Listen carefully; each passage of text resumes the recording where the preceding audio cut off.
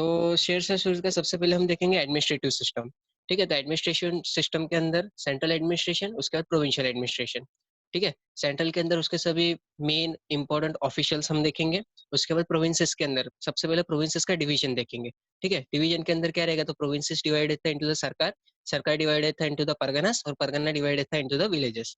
ठीक है, ऐसा कुछ था। अब कौन से ऑफिशियल्स है वो हमको स्टार्ट करना है। ठीक है, तो सबसे पहले एक चीज याद रखना, शेरशाह को पावर सेंट्रलाइज करने में मजा आ रहा था। ठीक है, तो इसके लिए वजीर वगैरह को जो था ना, उसको उसने डिग्रेड करना चालू कर दिया। तो सबसे पहले उसका ऑफिस था दीवान वजारत। ठीक है, इसको हेड कौन कर रहा था, वजीर हेड कर रहा था उसको, लेकिन वजीर को उसने क्या बना दिया, फाइनेंस सेक्रेटरी। ठीक है, ये चीज याद रखेंगे। ओके, फिर हाँ, तो ये क्या करता था, look after the department of revenue audit and account. He took special interest in this department. Basically याद रखना है क्या, रेवेन्यू के ऊपर बहुत ज्यादा फोकस था इसका, शेरशाह सूरी का। उसके बाद आते हैं दीवाने अरीज। दीवाने अरीज जो था, इसके अंदर था अरीज मामलिक के अंदर। ठीक है, और ये क्या करता था, ये मिलिट्री सेक्रेटरी था। ओके, उसके बाद कौन था, मीर आतिश। आतिश किसके लिए था, आर्टिलरी के लिए था। ठीक है, तीन ऑफिशियल है, कौन सा, दीवाने विजारत जो वजीर के अंदर था, लेकिन रेवेन्यू डिपार्टमेंट हैंडल करता था। उसके बाद देखा हमने कौन सा, दीवाने अरीज किसके अंदर था, अरीज मामलिक के अंदर। ठीक है, ये क्या करता था, मिलिट्री सेक्रेटरी था। थर्ड देखा हमने मीर आतिश, क्या करता था, ये आर्टिलरी का इंचार्ज था। ठीक है, उसके बाद हमने देखा दीवाने इंसा। दीवाने इंसा क्या करता था, जो भी रिकॉर्ड रहता है ना, उसके ऊपर ध्यान रखता था करके। ठीक है, इंपीरियल रिकॉर्ड और ऑर्डर्स के ऊपर ध्यान रखता था ये कौन, दीवाने इंसा। उसके बाद थे दीवाने काजा। दीवाने काजा मतलब चीफ काजी था। ठीक है, क्रिमिनल कोर्ट के अंदर। ओके, उसके बाद था दीवाने रसालत। दीवाने रसालत कौन था, और उसको ये क्या बोलेगा, मुहतसिब। ठीक है, ये क्या था, पब्लिक ट्रस्ट का इंचार्ज था। ओके, कौन कौन, दीवाने इंशा देखा हमने, दीवाने इंशा क्या करता था, रिकॉर्ड कीपर था ऑफ द गवर्नमेंट डॉक्यूमेंट्स। ठीक है, उसके बाद दीवाने काजा देखा। दीवाने काजा कौन था, चीफ काजी था, किसके अंदर, क्रिमिनल कोर्ट के अंदर। हाँ, और ये हाईएस्ट क्रिमिनल कोर्ट था। ओके, उसके बाद था दीवाने रसालत। दीवाने रसालत और मुहतसिब, ये क्या करता था, in charge of public trust. Clear हो गया, 6 जन देखा। ठीक है, दीवाने विजारत देखा, दीवाने अरीज देखा अंडर अरीज मामलिक, उसके बाद दीवाने अतिश देखा। ठीक है, उसके बाद दीवाने इंशा, दीवाने काजा, दीवाने रसालत, और लास्ट में बरीदे मामलिक। ठीक है, बरीदे मामलिक किसके लिए था, तो इंटेलिजेंस डिपार्टमेंट को हैंडल करता है ये बंदा। ठीक है, तो 7 ऑफिशियल्स है, सातों के सातों याद करने हैं। ओके, सबसे पहले विजारत रेवेन्यू डिपार्टमेंट, उसके बाद अरीज, और अरीज मामले किसके लिए, मिलिट्री सेक्रेटरी था। फिर मीर ए आतिश किसके लिए, आर्टिलरी के लिए। दीवाने इंशा, दीवाने इंशा किसके लिए, रिकॉर्ड कीपिंग के लिए। दीवाने काजा और चीफ काजी किसके लिए था, क्रिमिनल कोर्ट के लिए। ठीक है, काजी बेसिकली क्या करते हैं, सजा देने का काम करते हैं, ऐसे याद रखना। ठीक है, तो क्रिमिनल कोर्ट के अंदर थे। फिर दीवाने रसालत या फिर मुहतसिब, ये किसके लिए था, पब्लिक ट्रस्ट के लिए था। ठीक है, और लास्ट में था बरीद मामले, ये हैंडल करते थे intelligence department. Okay, hope so याद हुआ रहेगा। उसके बाद प्रोविंशियल एडमिनिस्ट्रेशन देखते थे। तो ऐसा कोई क्लियर डिमार्केशन नहीं था प्रोविंशियल एडमिनिस्ट्रेशन के लिए, लेकिन क्योंकि बहुत बड़ा रूलिंग एरिया था, तो प्रोविंसेस रहेंगे ऐसा हम कंसिडर करके चलते हैं। ओके, फिर यहाँ पे एक एक्सेप्शन है बंगाल का। बंगाल को क्यों एक्सेप्शन रखा गया यहाँ पे, क्योंकि बंगाल के अंदर कांस्टेंट टर्मोइल चल रहा था, तो उसको वो मतलब पर्टिकुलर डिमार्केट नहीं कर पाया था। ओके, अब एडमिनिस्ट्रेशन डिस्ट्रिक्ट लेवल देख लेते हैं, डिस्ट्रिक्ट लेवल उसके बिलो कैसा था करके। तो हमने अब देखा है ना कि प्रोविंस था, प्रोविंस डिवाइड हुआ था सरकार के अंदर। ठीक है, सरकार डिवाइड हुए थे परगना के अंदर, और परगना लास्ट में डिवाइड हुआ था किसके अंदर, आपके विलेजेस के अंदर। ओके, तो अब सरकार की बात करें तो सरकार के अंदर 2 चीफ ऑफिशियल है। सबसे पहला है चीफ शिकदार, और दूसरा है, या फिर उसको ही बोलेंगे हम शिकदार है, शिकदारन, और दूसरा था चीफ मुंसिफ और मुंसिफ है मुंसिफ्तान। ठीक है, कौन से 2 ऑफिशियल है, चीफ शिकदार और शिकदार ए शिकदारन। ओके, और दूसरा कौन सा, चीफ मुंशिफ और मुंसिफ ए मुंसिफ्तान। क्लियर हो गया। अब चीफ शिकदार क्या करता था, हाँ एक चीज याद रखना, चीफ शिकदार एक टाइप से बहुत ही प्रेस्टिजियस पोजीशन था। ठीक है, और ये जगह पे जो बैठता था ना, उसकी बहुत ज्यादा इमेज थी। और चीफ सिकदार से डिराइव हुआ है आपका अकबर के रेन में जो फौजदार करके पोजीशन था ना, वो। ठीक है, इसको याद रखेंगे। अब इसका मेन ड्यूटी क्या था, मेंटेन करना law and order in the district. ठीक है, और force, respectable force to command. ठीक है, अगर कलेक्शन, रेवेन्यू कलेक्शन या फिर लैंड रेवेन्यू कलेक्शन के टाइम पे कुछ इश्यू हुआ ना, तब ये बंदे को बुलाया जाता था, भाई फोर्सफुली अपने को कलेक्शन करने का है। अदरवाइज कलेक्शन का काम कौन देखता था? आपका चीफ मुंशिफ और मुंशिफ मुंसिफ्तान देखता था। ठीक है, ये चीज याद रखना क्या। चीफ सिकदार को लॉ एंड ऑर्डर के लिए ही रखा गया था, और अगर फोर्स लैंड रेवेन्यू कलेक्ट करना है तो इसको बुलाया जाता था। अदरवाइज मुंसिफ मुंसिफ्तान ये वहां पे लैंड रेवेन्यू कलेक्शन का काम करता था, और ये बेसिकली असेसमेंट भी करता था। हाँ, कौन? मुंसिफ मुंसिफ्तान। ठीक है, इसको याद रखेंगे। और उसके बाद लास्ट में उनके हाथ के नीचे क्या दिया गया था? थोड़े से क्लर्क और अकाउंटेंट दे दिए गए थे, ताकि वो बाकी का जो काम है वो इजीली संभाल सके। ठीक है, तो ये किसका हो गया? हमने सरकार का बात कर दिया। अब सरकार किसके अंदर डिवाइडेड था? परगनास के अंदर। और परगना के अंदर आपका कौन थे ऑफिशियल? तो शिकदार और आमिल था। ठीक है, जो कि इंचार्ज थे परगना के। Okay, but his chief function was to collect land revenue. Okay, ये याद रखेंगे। कौन था परगना के अंदर सबसे हेड? सबसे बड़ा हेड कौन था परगना का? शिकदार था और आमिल था। ठीक है, और इनके ऊपर क्या काम दिया गया था? लैंड रेवेन्यू कलेक्शन का। क्लियर? उसके नीचे आते हैं मुंसिफ और आमीन, who supervised measurement of land and settled dispute regarding size of the holdings। ठीक है, उसके नीचे आते हैं आपके कानूनगो। ठीक है, कानूनगो क्या करते थे? बेसिकली कल्टीवेटर के जो इंटरेस्ट है उसको प्रोटेक्ट करने का काम करते हैं। ठीक है, उसके नीचे आते हैं कारकुन्स। कारकुन क्या था? कारकुन बेसिकली क्लर्क्स थे। ठीक है, जिसको रखा गया था शिकदार्स के अंडर। ओके, और लास्ट में थे खजानदार्स और फोतादार्स। ठीक है, ये क्या करते थे? ट्रेजरी को सिक्योर रखते थे। ओके, अब याद रखो सरकार के अंदर दो ऑफिशियल। ठीक है, सबसे पहला कौन? चीफ शिकदार, या फिर शिकदार शिकदारन। ठीक है, और दूसरा ऑफिशियल कौन था? मुंसिफ मुंसिफ्तान और मुंसिफान। ठीक है, और आपके परगना के अंदर ज्यादा ऑफिशियल्स है। परगना का हेड कौन था? सबसे पहले तो शिकदार और आमिल था। ठीक है, शिकदार और आमिल के नीचे कौन थे? मुंसिफ और आमीन थे। ठीक है, उसके बाद कुनानगोज आते हैं, और उसके बाद कारकुन्स आते हैं, और उसके बाद खजानदार आते हैं। ठीक है, तो यहाँ पे 5 ऑफिशियल, सरकार के अंदर 2 ऑफिशियल, परगना के अंदर 5 ऑफिशियल। ठीक है, और वापस विलेज के अंदर विलेज हेडमैन रहते थे, जिनको मुकद्दम या मुखिया बोला जाता था। ओके, तो यहाँ पे ये 2 ही है, और लास्ट में यहाँ पटवारीज रहते थे, जो विलेज रिकॉर्ड जो रहते हैं ना उसको मेंटेन करते थे। ओके, मुकद्दम जो था ये हेरिडेटरी पोजीशन में आता था क्या? हेरिडेटरी उसको कैरी किया जाता था बाय सिंगुलर फैमिली। ठीक है, और वो बेसिकली क्या करते थे? लैंड कलेक्शन और लैंड रेवेन्यू का काम करते थे।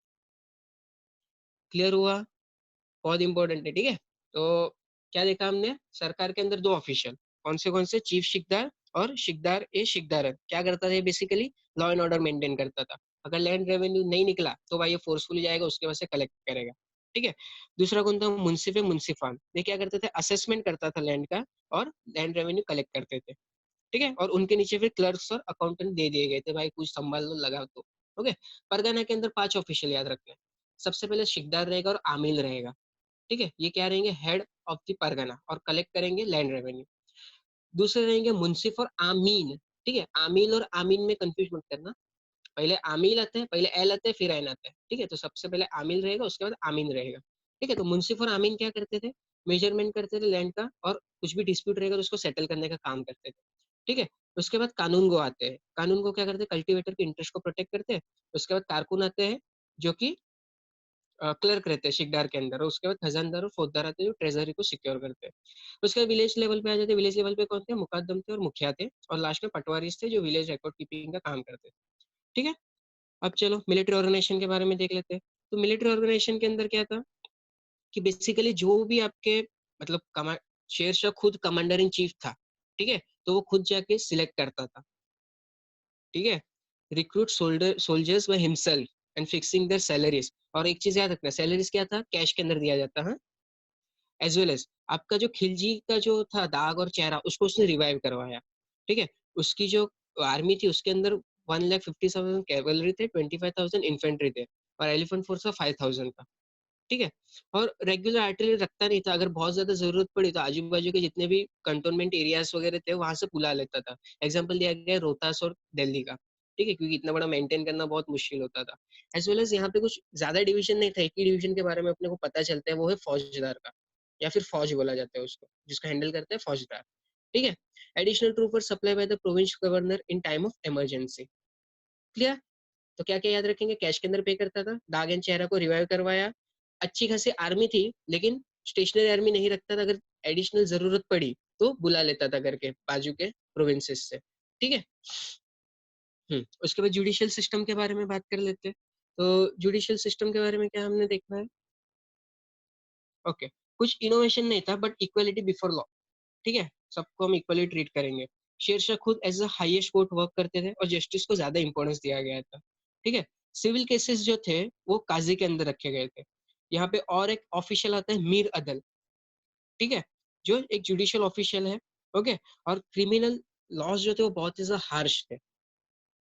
ओके, क्या-क्या देखा हमने? इक्वालिटी बिफोर लॉ, भाई सबको समान हम लोग ट्रीट करेंगे, ठीक है? उसके बाद हमने क्या देखा यहाँ पे काज़ी को लाया गया, काज़ी क्या करेगा? सिविल केसेस के अंदर देखेगा और मीर अदल करके एक नया ऑफिस क्रिएट किया गया। उसका फंक्शंस को बेसिकली मेंशन नहीं किया गया, मतलब स्पेसिफाई नहीं किया गया, लेकिन उसको एज़ अ जुडिशियल ऑफिसर रखा गया था, ठीक है? क्रिमिनल लॉज़ जो था वो यूनिफॉर्म था और रिगरसली इम्पोज़ किए जाते थे, ओके? उसके बाद हम पुलिस सिस्टम के बारे में देख लेते हैं। तो पुलिस सिस्टम जैसे कोई सेपरेट डिपार्टमेंट तो नहीं था, लोकल्स को रिस्पॉन्सिबिलिटी दी गई थी, ठीक है? कि local responsible for the local crimes, okay? आप ही मेंटेन करोगे लॉ एंड ऑर्डर, ओके? शिकदार एंड शिकदार-ए-शिकदारन were responsible for maintenance of law and order in परगनास एंड सरकार, ठीक है? हमने देखा था ना शिकदार-ए-शिकदारन चीफ शिक जो रहता है, वो कहाँ पे रहता है? सरकार के अंदर रहता है, तो उसको वो जवाबदारी दे दी गई और शिकदार जो रहता है परगना के अंदर, उसको बोला भाई तू इधर देख ले तेरा जो है वो और विलेज हेडमैन को बोल दिया कि गाँव लेवल पे जो होते हैं वो तुम लोग देखोगे, okay? Largest responsibility rested with the Muqaddam Singh Chaudhrys क्यों? क्योंकि ये गाँव में रहते थे, समझे? गाँव को हमने बेसिक यूनिट कंसीडर किया था, ओके? और अगर तुम फेल हुए, तो तुमको पनिश किया जाएगा चीज़ों के लिए, ठीक है? उसके बाद हम देखेंगे लैंड रेवेन्यू सिस्टम। तो लैंड रेवेन्यू के अंदर हमको क्या-क्या देखना है? हुँ, तो standardization of crop and welfare of scheme for peasants unconcern था, ठीक है? उसके ऊपर ज़्यादा कंसर्न नहीं किया गया था कभी बिफोर शेरशाह, ठीक है? याद रखेंगे। Generally unconcern with the production yield, standardization of crop and welfare scheme for the peasants, the sultan had confined their attention to a strict collection of land revenue. तो लैंड रेवेन्यू कलेक्शन के ऊपर focus. बाकी अच्छा करना सोचा नहीं, ठीक है? उसके बाद क्या था कि बिफोर द शेरशाह सुल्तान तो सुल्तान वेरी होता था करके चीज़ें, ठीक है? कोई भी साइंटिफिक मेथड नहीं था असेस करने के लिए। Hereditary class of revenue collector increase हो रहा था। यहाँ पे एग्जांपल दिया गया मुकद्दम्स का। No relation between state and the peasant, corruption बढ़ रहे थे। लेकिन ये सब कहाँ पे था? बिफोर शेरशाह, ठीक है? शेरशाह आया, शेरशाह ने क्या किया? सब चेंज करेगा। कैसे चेंज करेगा? तो भाई मैं जब सासाराम में था ना, तो मैंने बहुत सारे एक्सपेरिमेंट किए थे, ठीक है? मेरे को पता है कि पीजेंट कितना इम्पोर्टेंट है आपके स्टेट के लिए। तो मैं उसके अकॉर्डिंग अभी चेंजेस करेगा और पीजेंट के इंटरेस्ट को सर्व करने का कोशिश करेगा। ओके? तो भाई क्या करेंगे? Fix a rational demand based on the correct assessment of the produce. As the only sovereign who is known to have gained a practical experience in managing a small body of peasants before rising to the throne, came with the scheme of revenue settlement ready-made and successfully tested by experiment. ठीक है? It was but an extension of the system introduced by him at Sasaram. Okay? उसके बाद क्या था? हम्म He unilaterally decided the best system of assessment must be based on actual measurement. According to Empire was survey, in order to ensure the accuracy of measurement and honesty of collection, he fixed the wages of the measurers and collectors. ठीक है? जो major करेगा उसके भी wages fix कर देंगे ताकि क्या अच्छे से मतलब वो लोग अपना काम करें, ठीक है? लेकिन यहाँ पे एक्सेप्शन था कौन-सा? मुल्तान। क्यों? मुल्तान के अंदर वो पॉलिटिकल टर्मोइल चल रहा था, तो इसकी वजह से वहाँ पे ये सब चीज़ें वो अच्छे से इम्प्लीमेंट नहीं कर पाया। फिर हमने देखा पट्टा, ठीक है? पट्टा दे दिया हर एक एग्रीकल्चर जो मतलब फार्मर था उसको, पट्टा और कबूलियत था, ठीक है? ये 2 चीज़ें उसने दिया सबको। फिर रेवेन्यू जो था वो पेरिशेबल आर्टिकल के लिए फिक्स किया गया इन टर्म्स ऑफ कैश, ठीक है? क्या पेरिशेबल जो भी आर्टिकल्स रहेंगे, उसके लिए रेवेन्यू कौन से मतलब कैसे दोगे? तो कैश में देंगे। लेकिन जो स्टेपल क्रॉप्स रहेगा, उसको आप इन काइंड दे सकते हो। लेकिन प्रेफ़र किया जाता है कि आप कैश के अंदर ही दो। ठीक है? अब हम डिसाइड कैसे करेंगे कितना रेवेन्यू देना है? तो हम जो भी लैंड है उसको 3 ग्रुप के अंदर क्लासिफाई करेंगे, गुड, मिडल, बैड। ठीक है? उसके बाद एवरेज प्रोड्यूस लिया जाएगा, तीनों का ऐड किया जाएगा एवरेज प्रोड्यूस को और उसका फिर 1/3 आपको देना है हमें। ठीक है? क्या बोला? सबसे पहले लैंड को 3 पार्ट के अंदर डिवाइड करेंगे, गुड, मिडल, बैड, ठीक है? उसका एवरेज निकाला जाएगा तीनों का, उसको ऐड किया जाएगा एवरेज को और उसका फिर 1/3 आपको हमें देना है, ठीक है? Okay. In of the cash payment, the state demand was fixed according to the prices prevalent in the near market. मतलब आजू बाजू के मार्केट में जो प्राइसेस प्रेवलेंट रहेगा उसके अकॉर्डिंग हम तुम्हारे पास से रेवेन्यू या फिर कैश पेमेंट कलेक्ट करेंगे, ठीक है। A schedule of a crop rate was preserved indicating the method and the rate of assessment, ठीक है। फिर पट्टा दिया गया हर एक कल्टीवेटर को, ठीक है। और कबूलियत, कबूलियत मतलब कहता है agreement, promising to honour the revenue due from him, ठीक है। डॉक्यूमेंट कंटेन इंफॉर्मेशन ऑन, अच्छा ये चीज याद रखना, both the document contain information on the size of the plot. ऐसा बोल सकते थे पट्टा के अंदर साइज ऑफ द प्लॉट लिखा है, कबूलियत के अंदर सिर्फ अग्रीमेंट है जहाँ पे साइज नहीं लिखा था, तो ऐसा नहीं है। दोनों भी डॉक्यूमेंट के अंदर आपका प्लॉट का साइज मेंशन किया है, ओके। और जो अपने शेरशाह सूरी जी का ये जो असेसमेंट का पूरा प्रोसेस है ना, वही आगे जाके बेसिस प्रोवाइड करेगा किसके लिए, टोडरमल के बंदोबस्त सिस्टम के लिए, जो कि अकबर के रेन में इम्प्लीमेंट करवाने वाले हैं, ठीक है। एज वेल एज ब्रिटिशर्स ने जो रॉयट वाले सिस्टम इम्प्लीमेंट किया था ना, उसका भी बेस यही था, ठीक है। फिर भाई ने कंसिडर किया welfare of the people also, कि भाई ये तो इम्पोर्टेंट है। तो उसने क्या किया, जब भी ड्रॉट और फमाइन आते थे ना, वो क्या करता था, land money and material to the cultivator, ठीक है। वो क्या बोलता था, भाई ये लो, तुम थोड़ा पैसा वैसा रख लो और अच्छे से कल्टीवेशन चालू करो, ठीक है। Standing instruction to the army not to damage any crop and in case of any damage to adequately compensate, ठीक है। क्या होता है पता है कि आर्मी जब भी जाते हैं तो खेत भी तोड़ के अपना मतलब अपना रास्ता खुद बनाते हैं, वैसा वो लोग का स्वैग रहता है। तो भाई चलेगा नहीं, रास्ता दिया है रास्ते से जाने का, ठीक है। अगर तुम लोग ने कुछ भी बिगाड़ा तो तुमको उसके लिए कंपेंसेट करना पड़ेगा, ओके। अब शेरशाह के रिफॉर्म्स और रीऑर्गेनाइजेशन देख लेते हैं हम। तो नेचर कैसा था, तो शेरशाह जी ने क्या किया, सिर्फ रिफॉर्म्स लाए, कुछ इनोवेशन नहीं किया, ठीक है। और उनका जो भी इनोवेशन था वो प्रैग्मेटिस्ट था, या फिर उनके जो भी रिफॉर्म्स थे वो प्रैग्मेटिस्ट थे। अच्छा, हमने जो पॉइंट्स लिखे हैं ना, मैं वो पढ़ रहा है, ठीक है। तो तुम चाहो तो अपना भी पॉइंट्स ओपन करके वो देख सकते हो उसके अंदर से। फिर जो भी ओल्ड सिस्टम था ना उसको रिवाइव करने का कोशिश किया, तो life in the old system and proper implementation, ठीक है। Administration different from Afghan system. हमने देखा था कि भाई अफगानिस्तान से तो आया था, अफगानिस्तान का ट्राइबल कल्चर भी लेके आया था, लेकिन क्योंकि वो इंडिया के अंदर रहा था तो उसको पता चला कि इंडिया का पॉपुलेशन या फिर इंडिया का कल्चर ये अलग है एज कम्पेयर टू अफगानिस्तान। तो बिड़ू उधर का डायरेक्ट अपन इधर नहीं ला सकता, तो अपन को इधर चेंज करना पड़ेगा, ठीक है। तो भाई क्या करेगा, सिस्टम वही रखेगा लेकिन नया नया उसको उसके अंदर रिफॉर्म्स लाने का ट्राई करते हैं, ठीक है। पूरा चेंज नहीं करेंगे, okay. Neither efficiency nor benevolence, focus also on welfare of the people, ठीक है। फिर हम देख लेते हैं लैंड रेवेन्यू रिफॉर्म्स के बारे में थोड़ा सा। तो हाँ, standardization of crop welfare, no concern before Sher Shah, हमने पहले भी देखा ये सब चीजें। देखो बेसिकली पॉइंट से भी रिपीट होने वाला है, ठीक है। हमने जो पहले देखा है वही सब चीजें हैं। तो आप वही पढ़ सकते हो वापस से कि क्या देखा था हमने, कि इससे पहले स्टैंडर्डाइजेशन ऑफ क्रॉप नहीं था, वेलफेयर स्कीम नहीं था पीजेंट्स के लिए, लैंड रेवेन्यू वेरी करता था सुल्तान टू सुल्तान, साइंटिफिक मेथड ऑफ असेसमेंट नहीं था। फिर हेरिडिटरी क्लास था जो कि रेवेन्यू कलेक्ट करता था, उसके अंदर हमने देखा मुकद्दम था, तो इसके चलते क्या होता था, करप्शन वगैरह बढ़ रहा था। लेकिन ये सब कब था, बिफोर शेरशाह। लेकिन शेरशाह आने के बाद क्या हुआ, भाई ने पहले ही सासाराम के अंदर चीजें इंप्लीमेंट की थी, तो उसको एक्सपीरियंस था कि अपने को कैसे क्या चीजें आगे बढ़ानी है, ठीक है। तो उसके अकॉर्डिंग उसने फिर चीजें आगे बढ़ाई, ऑनेस्ट ऑफिसर्स को बुलाया, फिर जिसने भी लैंड को असेस किया या रेवेन्यू कलेक्टर, उसका एक पर्टिकुलर उसको फीस फिक्स कर दिया गया, ठीक है। उसका पगार फिक्स कर दिया, उसके बाद पट्टा दिया, कबूलियत दिया। फिर पेरिशेबल आर्टिकल्स के लिए क्या बोला, कैश के अंदर पेमेंट करो, ठीक है।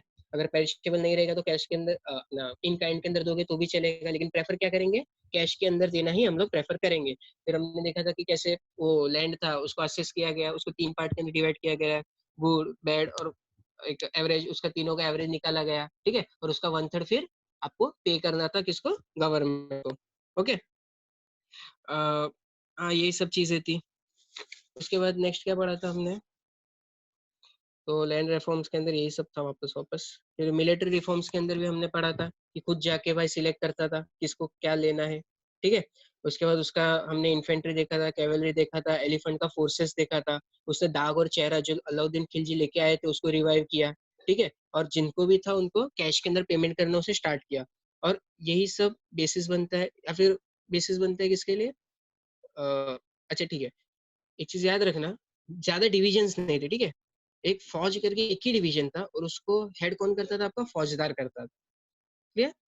फिर जुडिशियल रिफॉर्म्स के अंदर हमने क्या देखा था कि इक्वालिटी बिफोर लॉ वाला कंसेप्ट था, ठीक है, जस्टिस इंपॉर्टेंट था। सिविल केसेस को कौन हैंडल करते थे? काजी हैंडल करते थे। और मीन अदल करके एक नया आपका ये बना लिया गया था, क्या बोलते हैं, जुडिशियल ऑफिस बनाया गया था, ठीक है। क्रिमिनल केसेस हार्श थे, मतलब क्रिमिनल केसेस जो भी आते थे उनको हार्श पनिश किया जाता था, ओके। फिर हमने पुलिस रिफॉर्म्स के बारे में देखा। तो पुलिस रिफॉर्म के अंदर क्या था, कोई सेपरेट डिपार्टमेंट था, लोकल क्राइम के लिए लोकल्स को जवाबदार रखा जाता था, और इसके लिए मुकदम और चौधरी ये बहुत ज्यादा इंपॉर्टेंट हो जाते हैं, ठीक है। Local responsibility for local crime. शिकदार जो थे वो कहाँ पे थे आपके? परगनास के अंदर। लेकिन शिकदारन कहाँ पे थे? सरकार के अंदर, ठीक है। इनको लॉ एंड ऑर्डर का जवाबदारी दिया गया था। उसका करेंसी रिफॉर्म्स के अंदर क्या था? Reform debased currency and issue fresh currency. पुराना है हटाओ, नया लाओ भाई, ठीक है। सिल्वर कॉइन रिटेन, रुपया, और रुपया लास्ट तक चलता है, ब्रिटिशर्स के टाइम तक रुपया चलेगा। इवन कॉपर प्रेजेंट, ये चीज भी याद रखना। फिर प्रमोट किया क्या? आपका ट्रेड एंड कॉमर्स को। सो रिमूव किया internal custom duty except to Bengal duties and free foreign goods, ठीक है। सेफ्टी के ऊपर ज्यादा फोकस था, safety and convenience of merchant, ठीक है। फिर यहाँ पे प्रमोट किया एजुकेशन को। हिंदूज को ग्रांट दिया था, मतलब हिंदू और मुस्लिम के इंस्टीट्यूशन से उनको ग्रांट दिया था। नॉन इंटरफेरेंस रखा था कि गवर्नमेंट इंटरफेयर नहीं करेगा, तुम्हारा जो है वो तुम अपने हिसाब से चलाओ करके, ओके। फिर मुस्लिम इंस्टीट्यूशन था, उसको अटैच कर दिया टू मॉस्क के साथ। उसके बाद मदरसास प्रेजेंट थे वो टाइम पे, और जो भी वीक स्टूडेंट था उनको सपोर्ट किया जाता था। मतलब देखो कितना अच्छा एजुकेशन सिस्टम था, ठीक है। तो रिलीजियस पॉलिसी देख लेते हैं। तो रिलीजियस पॉलिसी के अंदर क्या था? भाई सब कुछ टॉलरेंट है, जिसको जो करना है कर सकते हैं, ठीक है। लेकिन सर पे नहीं बैठने का फिर, ओके। और इस्लाम को ग्रेट माना, लेकिन इसका मतलब ये नहीं था कि हिंदुइज्म को खराब बोला, ठीक है। उसके बाद हम पब्लिक वर्क के बारे में देख लेते हैं। तो रोड ऑन सराय, नेटवर्क थे रोड के, उसको अच्छा किया गया, एज वेल एज रोड के आजू बाजू सराइस को एस्टेब्लिश किया गया, ठीक है। हमने मुगल सराय का एग्जाम्पल भी देखा था वो टाइम पे। सराय क्या थे? बेसिकली रेस्ट हाउस थे, ओके। अब रोड्स के बारे में बात करेंगे तो कौन से थे? एक था तो सोनार गांव से लेके इंडस तक, जिसको हम बोलेंगे ग्रैंड ट्रंक रोड, ओके। उसके बाद आगरा से लेके मांडू तक, और लाहौर से लेके मुल्तान तक, ठीक है। तो ऐसे उन्होंने रोड का नेटवर्क को एस्टेब्लिश किया था। फिर रोड जो थे वो मिलिट्री पर्पस के लिए, मतलब फर्स्ट प्रेफरेंस मिलिट्री पर्पस को, और उसके बाद ट्रेड को, ठीक है। फिर सराय become important, well furnished, well planned. फिर वहां पे कुक्स जो थे वो हिंदू और मुस्लिम के लिए अलग अलग थे। 700 कारवास के जो सराय थे उसको रिपेयर करवाया गया। और सराय function as a post office and spice, ठीक है। तो देखो सराय का कितना यूज था, ओके। अब बात करेंगे शेरशाह लैंड रेवेन्यू रीऑर्गेनाइजेशन का। नेचर देख लेते हैं। तो नेचर के अंदर क्या था? सेक्युलर अप्रोच था, political consideration not religious, move to rationalise based on system of survey and measurement, mark by strong reformist approach, a move towards ryotwari, ठीक है। उसके बाद various dimension of land revenue और रीऑर्गेनाइजेशन। तो सिस्टम ऑफ सर्वे था, और measurement जो था उसको जब्त बोला जाता था, ठीक है। अब जब्त नया वर्ड आया। तो जब्त क्या था? बेसिकली सर्वे एंड मेजरमेंट था, system of survey and measurement जिसको बोला जाता है जब्त, ठीक है। आगे जब्ते भी आने वाले, याद रखेंगे। प्रो डेवलपमेंट अप्रोच था, चेंज इन टैक्सेशन पैटर्न किया, ठीक है।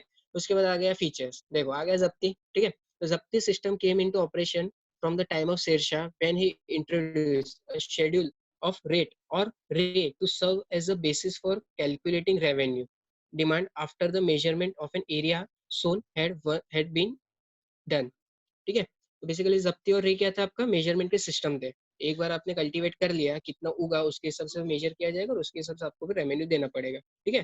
तो क्या था? System of survey and measurement, क्या? जब्ती और रे, याद रखेंगे, ठीक है। Task of measuring the cultivated and uncultivated land was entrusted to Ahmad Khan Tangi, ठीक है, और उसको बेगी भी बोला जाता है। वो accomplish the work with the help of able learn ब्राह्मण, ठीक है। तो असेसमेंट का काम किसको दिया गया? आपके अहमद खान टांगी को, ठीक है।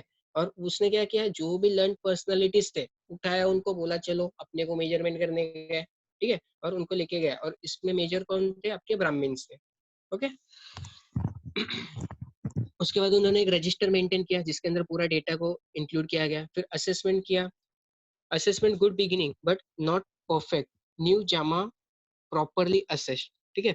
So the general survey no doubt gave Shershah a good basis for fixing new Jama, on the basis of which he distribute Jagirs to the Afghan officials, okay.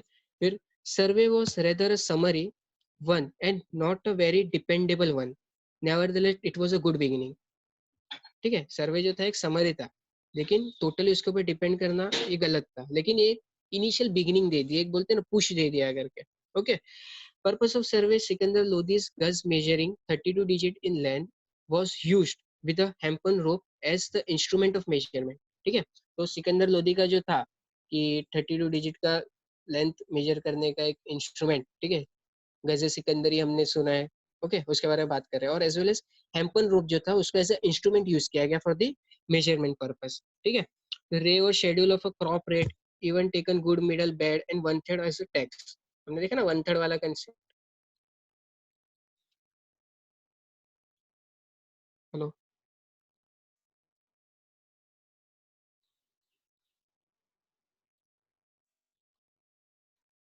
Okay, Prince दिख रहा है ना स्क्रीन मेरा? हाँ हाँ दिख रहा है। ओके ओके, हाँ, अब मैं जो फीस का बात कर रहा था ना उसको यहाँ पे लिखा गया, देखो जरीमाना और महासालाना। ठीक है, तो जरीमाना क्या था, आपका सर्वेयर का फी था, सर्वेयर का फी फिक्स कर दिया गया। और महासालाना क्या था, आपका कलेक्टर का फीस था, उसको भी फिक्स कर दिया गया। तो क्या हुआ पता है क्या, करप्शन नहीं करेंगे ना बंदे लोग। अब फीस फिक्स हो गया मतलब क्या, करप्शन कम हो जाएगा ये चीजों में। अदरवाइज क्या करते थे, इतना मेजर किया तो मेरे को तू इतना देने का, तो ये सब चलता था, वो सब बंद कर दिया। और उसको रेंज कितना रखा गया, 2.5 से लेकर 5% ऑफ द मेजरमेंट। ठीक है, उसके बाद हमने देखा क्या, तो कंटिजेंसी सेस विथ 2.5 सीट्स और बीघा। ठीक है, कंटिजेंसी शेयर भी लगाया गया वहाँ पे। उसके बाद सेटलमेंट विद इंडिविजुअल पीजेंट, और पट्टा और कबूलियत तो हमने पहले ही देखा है, ये सब भी मेंटेन किया गया। फिर अप्रोच ऑफ द पीजेंट्री क्या था, तो यहाँ पे एक चीज याद रखना है आपको, क्या, तक्का भी। ठीक है, टक्का भी क्या था, बेसिकली आपका लोन दिया जाता है, एग्रीकल्चर लोन दिया जाता था। और हमने देखा था पीजेंट्री के टाइम पे अगर आपका कुछ भी मतलब ड्रॉट या फमाइन आ जाता है, ठीक है, तो वो टाइम पे क्या किया जाता था, आपको एम्परर के द्वारा कुछ छूट दे जाते हैं, फिर पैसा वैसा पैसा वगैरह दिया जाता है, ताकि आपका क्रॉप आप वापस से वहाँ पे ग्रो कर पाओ। मतलब इतना भी स्ट्रिक्ट नहीं था, अगर कंडीशन खराब है तो किंग से हेल्प मिलेगा आपको। ठीक है, उसका सिग्निफिकेंस के अंदर हमने कुछ देखा था क्या, assessment and settlement pattern were arbitrary and despotic. In general Delhi सल्तनत वर agriculture production, they were principally concerned with the state collection. ठीक है, he created comparatively scientific basis of assessment and show lively concern for production. ठीक है, basically हमने जो आगे देखा ना स्टैंडर्डाइजेशन वगैरह करने वाला है, वही सब चीजें यहाँ पे है। ओके, अब लिमिटेशंस का बात कर ले, लिमिटेशन क्या था कि prices fixed were generally those prevailing at the center, which were higher than those of countryside. It created a burden on peasants, for they were part with larger share as a land revenue. ठीक है, हमने क्या देखा था कि land revenue कैसे ये लोग डिसाइड करते थे, आसपास के मार्केट के अंदर जो प्रिवेलेंट प्राइस रहेगा उसके अकॉर्डिंग आपका रेवेन्यू डिसाइड किया जाता था। तो कंट्री साइड के अंदर मतलब कंट्री साइड के अंदर प्राइसेस कम रहता था, लेकिन सेंटर के अंदर ज्यादा रहता था, और हमने देखा सेंट्रलाइज सिस्टम था, तो बंदा वही सबसे सब डिसाइड करेगा ना कि सेंटर के अंदर जो चल रहा है वो, तो उसका बर्डन किसके ऊपर था, कंट्री साइड आपके जो पेशेंट्स थे उसके ऊपर पड़ता था। ठीक है, the system of ryotwari had limitations. Okay, continuity ज़ाब्ते system of the Sher Shah provided background for an ए दहसाल ऑफ अकबर। ठीक है, अब ये याद रखेंगे, इस हफ्ते सिस्टम जो है आपका असेसमेंट और रेवेन्यू का, वो आगे जाके बैकग्राउंड बनेगा किसके लिए, आपके एन ए दहसाला बंदोबस्त जो लाते हैं अकबर उसके लिए। ठीक है, इनफैक्ट अकबर एडोप्टेड द सप्ते system in the beginning and follow Sher Shah रे। ठीक है, अब शेरशाह फोर रनर थे अकबर के, ऐसा कैसे बोल रहे हो, देखते पढ़ लेते उसके अंदर क्या क्या लिखा गया है। तो his period of apprenticeship under the Afghan and Babur had convinced him of the necessity to reform the Afghan conventions and institution in order to suit them to the condition and requirements peculiar to India. Basically Afghan ruler है शेरशाह सूरी, तो उधर से सबको लेके अगर इधर implement करेंगे तो चलेगा क्या, नहीं। तो ये उनको कब समझा, जब वो आपके बाबर के अंडर में वो सासाराम के अंदर थे एज अ गवर्नर, तब उनको ये सब चीजें समझी कि भाई इधर का पब्लिक अलग है, इधर का कल्चर अलग है, तो उसके हिसाब से अपना को अपना पॉलिसीज को मोल्ड करना पड़ेगा। ठीक है, फिर हमने कहा Sher Shah though tolerant did not share political power to Hindus. ठीक है, ये चीज भी याद रखेंगे। He did not modify Afghan principle of kingship as a tribal property. Okay, while he did centralize the administration, he failed to alter the fundamental image of the Afghan monarchy, and to that extent, Akbar had to begin from the beginning. ठीक है, ये भी सही है। ठीक है, फिर हमने और क्या देखा था कि अकबर का जो भी Akbar tolerant broader then Sher Shah, Akbar true national leader थे करके। ठीक है, तो अकबर के बारे में आगे हम पढ़ेंगे, वहाँ पे और ज्यादा देख लेंगे। नेक्स्ट पार्ट के अंदर क्या था, Sher Shah gave a background to Akbar in finance, land revenue and army. ठीक है? Welfare followed by Sher Shah was continued by Akbar as well as Akbar not only learn from Sher Shah positives but also his weaknesses, ठीक है? तो हमको भी अकबर जैसा काम करना है, ओके? फिर Sher Shah combined himself qualities of lion and fox, ठीक है? तो इसके अंदर क्या था कि जो शेरशाह थे वो ब्रेव तो था ही, उसके साथ ही साथ वो shrewd भी थे, ठीक है? मिलिट्री कैंपेन पे से हमको वो सब चीजें पता चलती है। जो उन्होंने जो आपके रोहतास थे, at Rohtas the Hindu rajas had agreed to shelter Afghan women but was tricked and the fort was captured, ठीक है? तो ऐसे ट्रिक भी लगाते थे। उसके बाद हमने चंदेरी के बारे में देखा, अटैक बाय राजपूत, ठीक है? उसके बाद हमने चौसा के बारे में देखा था कि स्लीपिंग मुगल जो सो रहे थे उनके ऊपर अटैक कर देते हैं और उसको फिर कैप्चर कर लेते हैं। फिर हमने जोधपुर के बारे में देखा था, वो गलत साइन करके जोधपुर का पूरा राज्य ही ले लेते हैं करके, ठीक है? तो लायन थे with good qualities as well as shrewd थे एज अ फॉक्स, ठीक है? तो ये चीज याद रखेंगे। अब डाउनफॉल, डाउनफॉल के अंदर वही अपने घिसे पिटे डायलॉग डालने हैं, ठीक है? कौन से weak successor, no unity, selfish interest, फिर अपना personal character deteriorated, exploitation of the peasant, fort not use properly, infrastructure wasted, फिर सिस्टम ऑफ कोलैप्स। तो ये सब चीजें मतलब जनरलाइज चीजें जो हमने देखा था मुगल्स के टाइम पे, वही सब यहाँ पे आती है, ठीक है? मतलब हमने पढ़ा था ना बिपिन चंद्र के, वही सब चीजें है यहाँ, ठीक है? तो ये था पूरा रिवीजन, होप सो समझा रहेगा।